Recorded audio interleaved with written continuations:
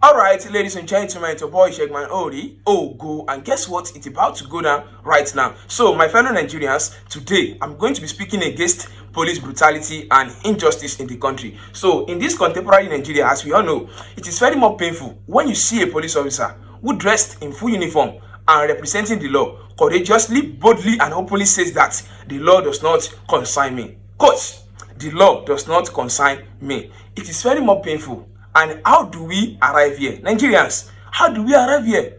That is the question. How do we arrive here? So, ladies and gentlemen, it happened that last week when I and my friends we were heading to somewhere in Osun State. They call the place Ibokun. It was located in Obokun local government in Osun State. So, as we were going that day, we met some police officers on the road. They were doing something they called stopped and search. But the real context of what they are doing the other day is extortion. They are there to extort money from people. They are not there to do stop and search according to the law. That's it.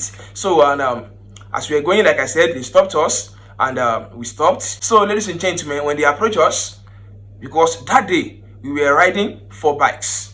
I was riding one and my friends were riding the remaining 3. So, the first thing they said is that all of you are going to give us 10,000 naira.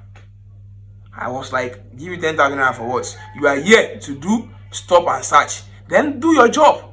Why will I give you money? Why will I give you money? So from there, the argument started. Because I'm a citizen of this country and I understand the law a little bit. So I tried to question them according to the law. One of them responded to me that, you are the one that know the law, Abi. Oh yeah, and I continue quoting the law. Say that they are not here for the law. Nothing concerns them with the law. You know, like I said earlier, that when you see a police officer who dressed in full uniform and representing the law and courageously, boldly, openly says that there is nothing concerning me with the law. Jesus Christ. There is something wrong with this country. Something is wrong. I don't know where we are getting it wrong in this country. No. A police officer for that matter, people who are there to protect us, to protect the law, saying that there is nothing concerning me with the law. How do we arrive here? So, ladies and gentlemen, from there, I argue with them. Personally, I said we are not giving them a dime, and I told my friend that day that we are not giving them anything. So from there, they have to head us as a captive to their station. I don't want to call that an arrest. It is not an arrest because it is an unlawful arrest. It is better to call it kidnapping. Yes. They held us as a captive to their station, and once you got to the police station, you have no power on the police anymore. You are in their domicile, their abode. They do you the way they like. They do you the way they like. So from there, before, like I said earlier, they said we are going to give them 10,000 naira, and now they have to tell us that the money have increased from 10,000 naira to 50,000 naira, and as an ordinary citizen, I have nobody. We have nobody.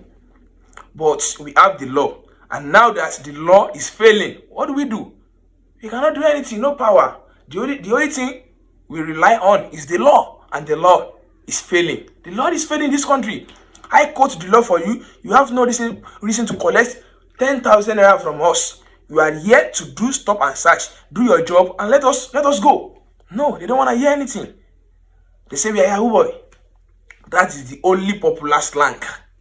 Their popular slang, Yahoo boy, Yahoo boy. Dress well, drive better car, ride better bike. You are Yahoo boy. So from there, we have to negotiate with them since that the law has already failed us. From 50,000 naira to 25,000 naira, and according to them, they don't accept transfer. So we have to go and withdraw the money in cash.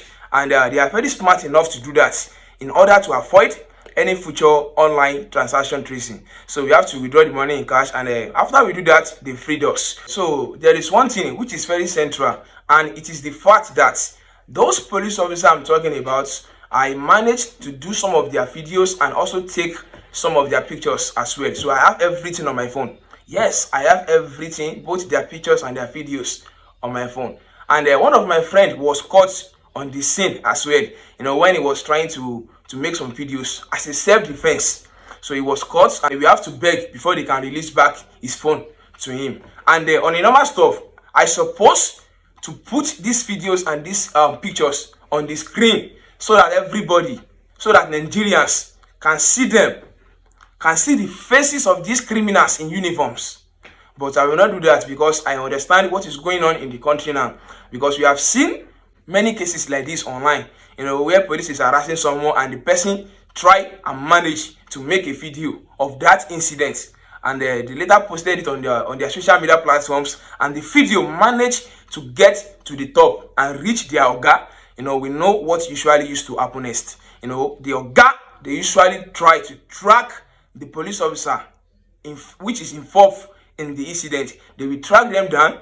If they not dismiss them, they will derank them. So in order for that not to happen, I'm not going to release their videos and their pictures. You understand? Because I understand that they are somebody's husband and somebody's father, and they have many responsibility on them. So I'm not going to do that. And I want this to serve as a warning to them, if they are lucky enough to see this video, to know that we have to be following the due process. They are officers. They are meant to uphold the law. They have to be following the due process. And also to those officers who are operating in the same manners, in the same line with them, I want you guys also to know that the due process have to be followed in this country. So Nigerians, this is not just shocking, but it is also dangerous and a threat to us, because people who are supposed to uphold the law no longer respect or regard the law anymore. Because I think this also shows a deep problem in our system, where we have some people, they think that they are above the law, they can do whatever they like without facing any consequences. How do we arrive here? How do we arrive here? This thing has to stop right now, because how we arrive here, I don't know.